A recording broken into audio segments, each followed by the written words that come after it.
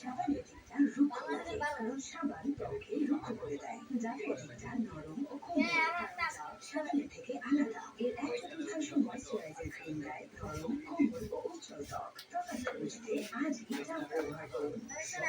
কত?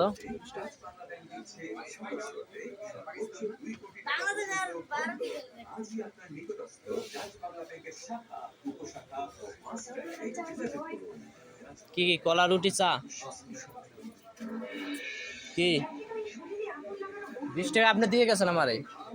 20 টাকা নেন না আমার হাতে দিয়ে গেছেন গা? 20 টাকা নেন না আমার হাতে দিয়ে গেছেন গা? 20 টাকা নেন না, 20 টাকা থুই গেছেন আমার হাতে। 20 টাকা দিয়ে আপনি আমার হাতে দিলেন আরো।